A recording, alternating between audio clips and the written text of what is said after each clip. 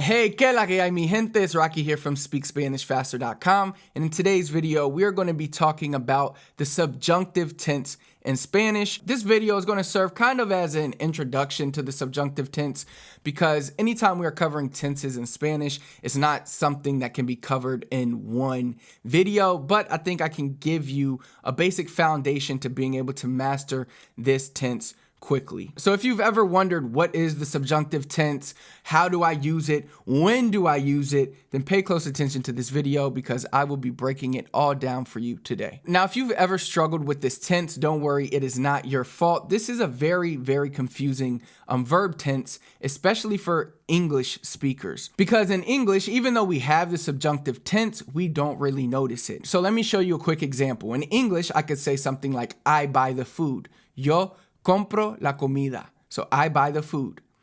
Now, if I say I want you to buy the food, it changes in Spanish. Even though in English, I buy the food, I want you to buy the food, the word buy in the second sentence is subjunctive. But we don't notice it in English because the word doesn't change. So we don't really notice the subjunctive tense. Now in Spanish, it changes because I say yo compro la comida. And then it changes when I say, yo quiero que tú compres la comida. So yo quiero que tú compres la comida. I want you to buy the food. Now, notice how the word buy, compro, and it changed to compres. Same exact sentence in English, or same exact word in English, buy, but in Spanish, compro, compres. So why is this? And I'm going to explain all this. I'm going to explain the conjugation, how to conjugate these, and I'm going to also explain why it changes or when it changes in this video. So again, pay attention. Now, another reason why it's not your fault that you might have trouble with these verbs or with this verb tense is because in school, I don't think they teach us the right way. And in fact, I think they wait way too long to even teach us it. I mean, think about all the verb tenses we cover before we even get to the subjunctive. In reality, I think the subjunctive should be taught immediately after the present indicative tense or maybe after the preterite tense. But it should be one of the first three verb tenses you learn. But in school, of course, like everything, they mess it up, right? They wait until, I don't think the subjunctive tense is even covered until like year 3 or something of learning Spanish. And not only that, but when we're learning the subjunctive tense in school, they teach us to remember all the trigger words that will trigger the subjunctive tense. But I think we need to flip that on its head because the amount of trigger words that trigger the subjunctive tense are way more than the amount of verbs or trigger words that trigger the indicative tense. All right, so why should we remember all the subjunctive when we could just remember the few indicative and know that any other verb that's not indicative or that doesn't trigger the indicative tense triggers the subjunctive tense? If I'm losing you, I'm going to make this more clear. Now, I think the easiest way to learn when to use the subjunctive is to understand the basic structure of a regular sentence. All right, so when we have a sentence, we have the subject, we have a verb, the action, and we have an object. So for example, Charlie eats the apple. Charlie is the subject. He eats, Charlie eats. Eats is the verb. What does Charlie eat? The apple. So the apple is the object. So Charlie eats the apple. Subjunctive doesn't come into play here. So when does it come into play? All right. Now let's say, I want Charlie to eat the apple. Now the sentence, still one sentence, is a little more complex, right? Because now we have two subjects and we have two verbs. Okay, so the two subjects are I and Charlie. I want Charlie. So Charlie is still a subject here. So, and there's two verbs. What are the verbs? I want. Want is verb number 1. And then Charlie, to eat. So eat is verb number 2. So whenever you have a sentence that has two subjects in it that are different, so I and Charlie, two different subjects, boom, a red flag goes up. Boom. Okay, this could be subjunctive.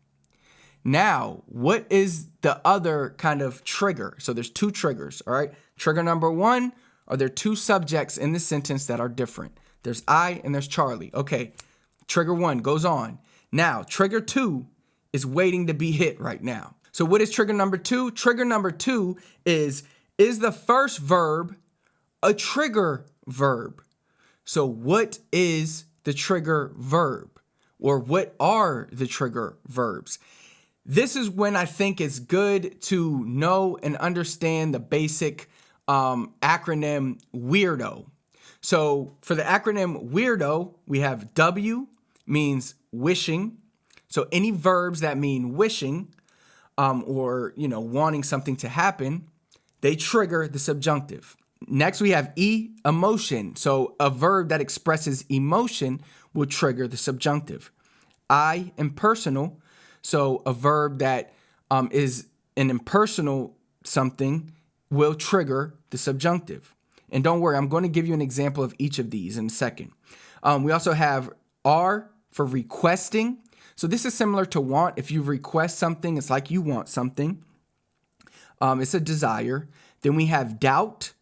So doubt is the opposite of a fact. Remember, the indicative expresses a fact. So the subjunctive is the opposite of that. It doesn't express a fact. So anytime there's a verb that triggers doubt, it will trigger the subjunctive. And then last, we have the O, which means ojalá. Ojalá simply means hope. And it's an interesting verb, but it's easy to use. It always is subjunctive. So again, let's look at this example. I want Charlie to eat the apple. Now let's look at it in Spanish, all right? So Charlie eats the apple. Charlie come la manzana. All right, I want Charlie to eat the apple. Quiero que Charlie coma la manzana. So notice, come turns to coma. All right, so this is subjunctive. Now, let's look back at the two triggers. Number 1, was there 2 subjects that were different in the same sentence? Yes. Boom, trigger number 1. Trigger number 2, was the first verb used a trigger verb? Yes, because I said quiero. So that's a want, a desire. So boom, it triggers the subjunctive. So the second verb becomes subjunctive. Now, before I get into examples for each of these weirdo verbs, or each of these verbs that will trigger because of the weirdo, because they fall into the WEIRDO acronym, let's look at a sentence that doesn't fall into this. Okay, so now let's look at a sentence with 2 subjects in it, but that doesn't trigger the subjunctive. All right, so let's say she knows I love her. Okay, ella sabe que la amo. Ella sabe que la amo. She knows that I love her. Now, again, there's 2 subjects, ella, she, and I. All right, que la amo, that I love her. So there's 2 subjects, she and I, 2 different ones. Trigger goes on, boom. But how come it's not subjunctive? Because the second trigger doesn't go off. Why? Because the first verb is saber. Now, ella sabe, saber. Saber is not a wish, okay? It's not a desire. It's not a possibility. It's not hypothetical. Saber, to know, is certain. It's a fact. So it doesn't fall into the weirdo category, into that acronym. Because of that, it doesn't trigger the subjunctive. Okay? Now, this is when I say in school they should teach you this way, right? They should teach you to learn that the words like saber, es cierto, like things that mean a fact. It's true that words, those verbs that express a fact don't trigger the subjunctive. And all the other verbs fall into those other categories. So querer, espero que, all those things that trigger desire. I wish, I need you to do this. I want you to do this. I request that you do this. Ojalá, hope, I hope that. All those verbs, and there are many of them that trigger the subjunctive. You should be taught to really just focus on memorizing the ones that don't trigger the subjunctive. All right, and those are, again, like verbs like saber, ella sabe que, or saber que, es cierto que. Those verbs trigger truth. And because of that, they don't trigger the subjunctive. Remember, the indicative is a certain, it's a fact. The subjunctive is anything that is not a fact. It's uncertain, it's hypothetical. Okay, now let's look at an example of each of those categories, all right, of a verb from each of those categories that would trigger the subjunctive.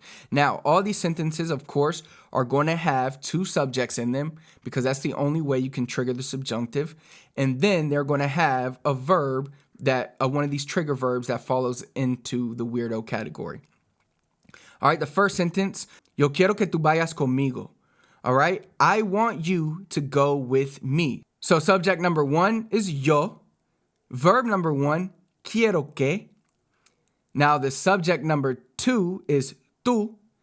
And verb number two is vayas. So vayas was triggered because there were two subjects and verb number one was a wishing verb. Okay, now remember in Spanish, the subject might not always be there. The subject can be in the tense of the verb. So let's look at this. Quiero que vayas conmigo means the same exact thing, but there's no yo and there's no tú. We know that yo is quiero because that's the yo form, and we know that vayas is tú because that's the tú form. But this sentence still follows the same rule whether you have yo and tú in it or you remove those. Now let's look at an example of emotion. Estoy feliz de que me quieras. Estoy feliz de que tú me quieras. Okay, so we have the subject and the first verb together. Estoy feliz de que. So that's the whole subject and verb, one. And then subject two is tú. Que me quieras is verb number two is quieras. All right, now let's look at impersonal expression. Es increíble que no tengas más amigos. Es increíble que no tengas más amigos. Es it, so that's the first subject, it. And then incredible that. So again, this is an impersonal expression. Then you don't have more friends. It's incredible that you don't have more friends. So tengas turns subjunctive here because it's the second verb and it's triggered and there's two subjects. Now requesting, ella me pide que vaya a la tienda. So ella, she, me, that's nothing. Pide que, so this is a request. It's pretty much the same thing as she wants me to do something. And then vaya, so she wants yo vaya a la tienda. Ella me pide que yo vaya a la tienda. All right? So vaya here is the second verb and it is subjunctive. So next, let's look at doubt. No creo que eso sea parte de su plan. No creo que eso sea parte de su plan. I don't believe that's part of his plan. So no creo que, that creer que is to believe. So if you say no creo que or no creer que, that's doubt because you don't believe it. So no creo que is the yo form. And I don't believe that is, so sea is the subjunctive of the ser form. Parte de su plan. All right, I don't believe that's part of his plan. Now last, ojalá que seas mi esposa. So I hope that you are my wife. So ojalá que seas mi esposa. So ojalá que, that is the yo form and it is the hope. Ojalá que, so it's the desire, pretty much. Que seas mi esposa, that you are my wife. All right? Okay, so really quick, let's recap. The subjunctive is used when, trigger one, there are two subjects in one sentence. And trigger two, the first verb is a trigger verb and it falls under the category of the WEIRDO acronym. All right? So that's when the second verb would be subjunctive. So now let's quickly run through a few of the conjugations for the subjunctive. Keep in mind the subjunctive is not that difficult. And again, I believe that this isn't the issue that people have with the subjunctive tense. I think it's more of the issue I just covered of the when to use it. But let's quickly just run through some of these conjugations. So first, let's look at the present tense of a regular AR verb. So we have the word hablar. So hablo, hablas, habla, hablamos, habláis, hablan. Now, this is subjunctive, the A, all it does is it turns to E. All right, for the most part. So, hable, hables, hable, hablemos, habléis, hablen. Very simple. So now let's look at a regular ER verb. Bebo, bebes, bebe, bebemos, bebéis, beben. Now, that ER verb in the subjunctive tense, beba, bebas, beba, bebamos, bebáis, beban. So you can see the E simply turns to an A. Now, let's look at an IR verb, a regular. Again, regular. These are all regular conjugations. We have vivo, vives, vive, vivemos, vivís, viven. So this is for the verb vivir. Now, let's look at the subjunctive. Viva, vivas, viva, vivamos, viváis, vivan. So it's pretty simple. The AR turns to E, ER, and IR turn to A. Now, of course, we do have some exceptions, some irregular conjugations. So ser, sea becomes sea, and you'll have to look up these conjugations. But sea, estar becomes este, dar becomes de, ir becomes vaya, saber becomes sepa. If you enjoyed this video and you're looking to take your Spanish speaking ability to the next level so you can start speaking Spanish with natives, so you can become conversationally fluent, then definitely check out a new article I just wrote where I reveal my 3 biggest secrets to becoming conversationally fluent. All you have to do, I'll put the link for you in the comments. I'll pin it for you. So just scroll down, click that first link in the comments. That'll take you to the article where you can learn, again, my 3 biggest secrets to help you learn to speak Spanish faster. Of course, if you enjoyed the video, you already know what to do. Hit the thumbs up for me, comment below, let me know what else you need help with, anything you need help with. That's why I'm here. That's why this channel is here. So please don't hesitate to comment below and let me know. Last but not least, please do not forget to subscribe to our channel. Click that red subscribe button, turn on the notification so you never miss another video. Until next time, I'll see you then.